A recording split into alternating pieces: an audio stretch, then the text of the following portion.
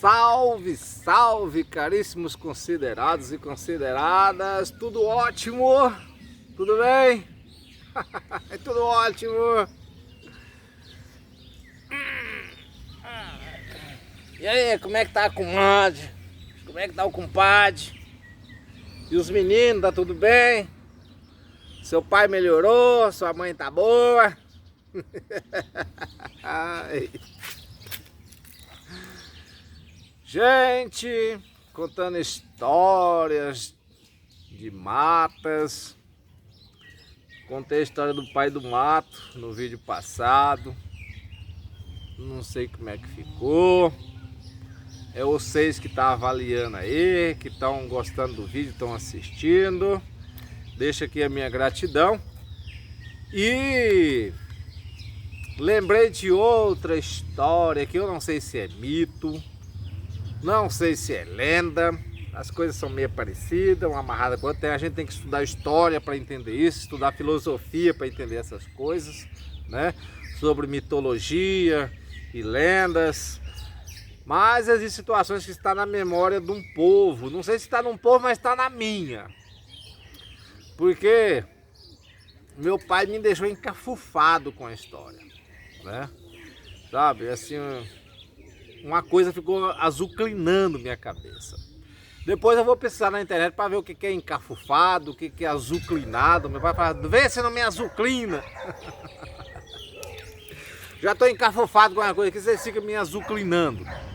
Mas uma coisa que azucrinou, pessoal, a minha cuca, foi uma história que o meu pai me contou sobre o capelobo.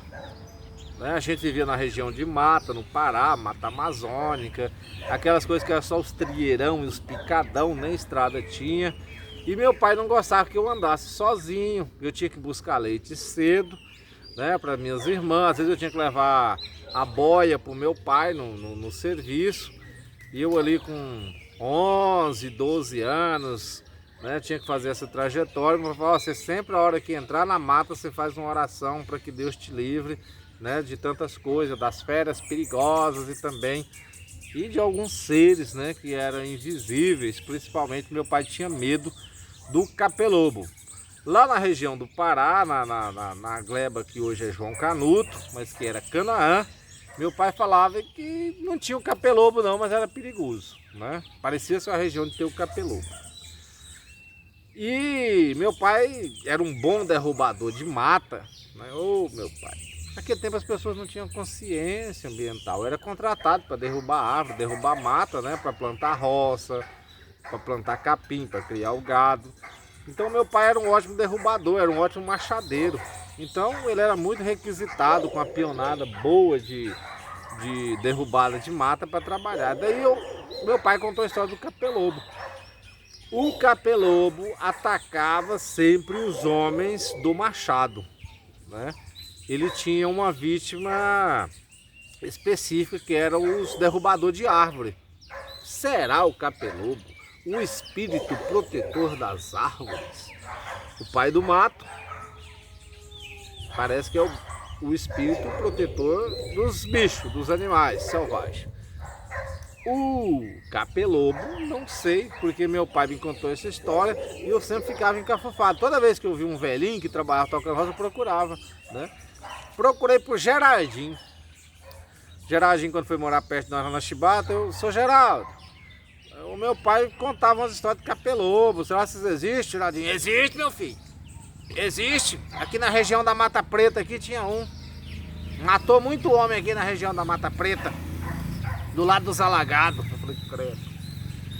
Sr. Joaquim foi morar junto com nós. Sr. Joaquim me ligou, meu filho, a roça. Mesmo o Sr. Joaquim pensava que ele estava caducando.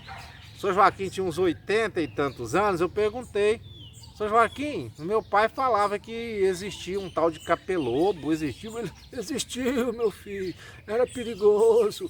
Comia só o miolo dos homens. Os caras iam derrubar de machado, não podia entrar na mata sozinho, que ele quebrava a cabeça e comia o miolo. É o Papa Miolo. Falei, é o Papa Miolo. É o bicho papão. Gente, mas voltando ao sério aqui, esse negócio do capelobo me azucrinou as ideias quando eu andar na região de mata. Porque até então eu não tinha tirado comprovação ainda, sabe? Mas daí eu conversei. O seu Zé Capela falou para mim que o capelobo existe. Gerardinho, o Sr. Joaquim, né? Eu conversei com eles e falei. Um amigo do meu pai, que era marceneiro, que conheceu muito, que conviveu com meu pai, era até compadre do meu pai. Sempre que eu vou lá em Jussara, eu vou lá visitá-lo. Ele falou, o capelobo, lá na região do Sucuri, na região de mata da Serra Branca, tinha um capelobo lá também. Eu falei, agora então, se o pessoal tá falando alguma coisa, faz sentido. Vocês não concordam com eu? Então, a história do capelobo, que quando o homem entrava sozinho na mata, para derrubar a mata, não podia ir sozinho, que geralmente quando você entrava sozinho na mata, era só na época da derrubada que ele atacava. Ele não atacava caçador sozinho, ele não atacava roçador de mato sozinho, ele não atacava pescador em beira de rio, ele só atacava o homem do machado. Será por que o capelobo sumiu? Será porque agora é motosserra, é máquina de esteira, né? O correntão, né? Então, mas eram os homens do machado. Então meu pai contou que certa vez estava peãozada trabalhando e daí teve um cara que a tarefa dele, deram uma tarefa. Quem já trabalhou na roça sabe, tem dia que o cara quer liberar mais cedo e fala assim, não, vou dar uma tarefa. O peão trabalha por dia, por empreita e a tarefa vale no dia. Ou a tarefa vale na semana. Se você fizer aquilo em 2 dias, você ganha a semana. Então dá uma tarefa de derrubada. Então os peão ganhou uma tarefa de derrubada. O gato chegou lá e falou, hoje vocês vão trabalhar na tarefa. A peãozada tá muito aqui. Daí na tarefa o cara rende mais, porque se ele terminar 10 horas da manhã, ele ganhou o dia. Não precisa ir até as 5 da tarde. Se ele terminar meio-dia, então pegaram a tarefa. A peãozada terminou a tarefa do sábado, né? E teve um peão que não terminou, ficou faltando lá ainda umas 4 árvores para derrubar e ele não ganhou o dia. E os caras pegou no pé dele, deixou o rabo de cutia, deixou não sei o que, ficou no cercado, ficou o chiqueirinho, ficou abusando dele lá e ele ficou meio contrariado. E daí ele falou assim, amanhã eu termino de derrubar isso. Não, moço, amanhã é domingo, vai descansar, você derrubou na segunda. Ele falou, amanhã eu termino. O cara ficou meio nervoso, os caras encheram o saco dele. Aí disse que beleza, os caras, não, moço, deixa disso, segunda-feira nós te ajudamos. E os caras falaram, hoje eu não vou te ajudar porque é domingo, mas segunda-feira, depois que eu terminar o meu serviço, nós vamos lá, vamos a turmana toda, derruba uma árvore. Não sei se ele ficou contrariado pela gozação que a peãozada faz, né? O barraco de peão é cheio de gozação, mas daí ele ficou contrariado e falou que ia terminar a tarefa no domingo. E o gato falou, não, moço, deixa isso aí, eu vou pagar o seu dia. Eu falei, não, eu peguei, eu tenho que terminar. Não, eu pago o seu dia, você esforçou, eu sei, não, eu vou terminar. Os peões, não, moço, nós vamos lá. Ele, não, eu vou terminar isso sozinho, ninguém vai comigo, não. Os caras falaram para ele, moço, cuidado, não vai sozinho, não, você tá com isso aí, mas é porque aqui tem um capelobo. Capelobo é porra nenhuma, isso não existe, isso não existe. E aí, rapaz, os peão foi pro barraco, né? Tava no barraco já, aliás. Aí disse que o cara levantou cedinho, moço. Levantou primeiro que o Cuca. Levantou no domingo cedinho, fez o cafezinho dele, pôs a água na cabaça, amarrou a cabaça, pôs no cabo do machado, jogou no ombro e foi pro mato. Terminar de derrubar as árvores dele. E os caras, uns levantou e falaram, moço, deixa disso. Cuidado com o capelobo. Capelobo não sei o quê. E daí foi. Rapaz, ele disse que era pouco serviço, disse que 2 horas de serviço a mais ele terminava aquilo lá. O cara foi. E daí o cara não aparece. Deu 9 horas, cara, ele deve ter terminado, né? Ele não aparece, né? Aí disse isso, beleza. E um mato, antes de voltar disse que não. Aliás, não é verdade. Numa região de mata, qualquer batido em madeira você escuta longe, né?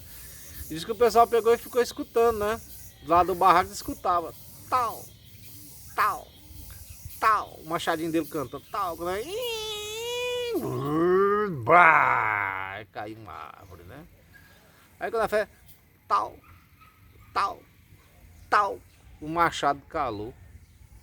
Que todos os caras falaram, fulano deve ter desistido, agora ele chega aí. Passou um prazo, ele não chegou, não escutou mais batido de machado.